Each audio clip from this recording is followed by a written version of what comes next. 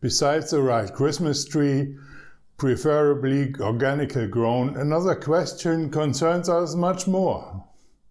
Is there snow at Christmas? Then the air has a special smell, clear and recognizable.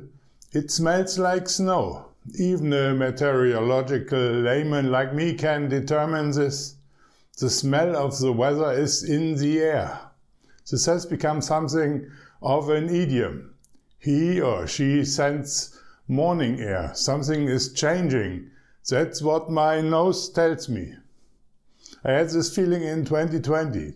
2020, such a special date. I thought now things are changing for me in a big way. How one can be mistaken. We all remember it was a COVID year. Zechariah is a pious Jew who lives withdrawn with his wife Elizabeth. We write the year, but we don't know exactly the date. The evangelist Luke writes in the time of King Herod, because it's not about small-scale archaeology and precise data that interests us modern people, but it's about the big lines. Something very special will happen, and great events cast their shadows before them. The smell of change and new beginnings is in the air. Life always remains exciting and change is possible at any time, no matter how old you are. World history is being written here and now. Zechariah and Elizabeth are part of something new, something incredible. In the Gospel of Luke, they are the link between the Old and the New Testament. They still have one foot in the old world while the other foot is already moving over the threshold through the open door that has opened into a new time. Anyone who knows the Bible of the Jews, which we Christians today call the Old Testament, immediately recognizes here with Zechariah and Elizabeth, with these two old people, an old story is being told anew, a story that was 900 years ago, the story of the forefather Abraham and his wife Sarah. Every Jew knows this story, at that time like today. God promises Abraham and Sarah a large offspring. The Lord had said to Abraham, "Go from your country, your people, and your father's household to the land I will show you. I will make you into a great nation, and I will bless you. I will make your name great, and you will be a blessing.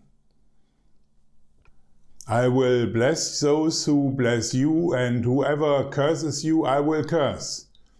And all peoples on earth will be blessed through you." This is what it says in Genesis 12. Later this promise becomes even more concrete. God visits Abraham and Sarah, who are now very old, in the form of three men. Unusual. Are they three angels? They announce the birth of a child to Abraham and Sarah.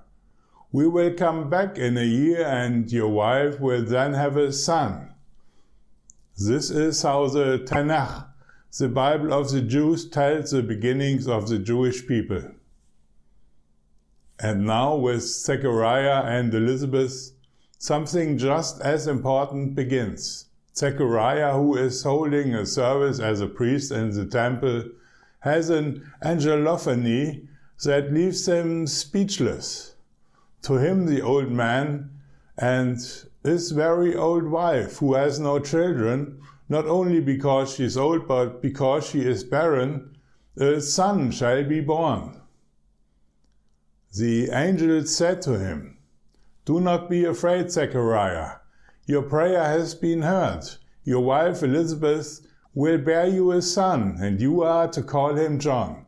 He will be a joy and delight to you, and many will rejoice because of his birth, for he will be great in the sight of the Lord. He is never to take wine or other fermented drink, and he will be filled with the Holy Spirit, even before he is born. He will bring back many of the people of Israel to the Lord their God. And he will go on before the Lord in the spirit and power of Elijah, to turn the hearts of the parents to their children and the disobedient to the wisdom of the righteous, to make ready a people prepared for the Lord. Zechariah asks the angel, "How can I be sure of this? I am an old man and my wife is well along in years." The angel said to him, "I am Gabriel. I stand in the presence of God, and I have been sent to speak to you and to tell you this good news." Angels, the messengers of God. Back then, with the forefather Abraham, the three men. Now with Zechariah, the archangel Gabriel, who comes directly from God. I am Gabriel, who stands before God. What a story! A new time has dawned. John, whose birth is announced here by the angel, will later as a young man be called John the Baptist. It is the beginning of a new time in which the people of Israel begin to ask for God again and to be baptized by John for the forgiveness of sins. But John is not the Messiah who is expected. Later he will say about Jesus, "I only baptize with water, but the one who comes after me will baptize you with fire. I am not worthy of tying his shoes." Today, on the third Sunday of Advent, we are 1 week away from Christmas Eve. We have celebrated the birth of Jesus all over the world at Christmas for over 2,000 years.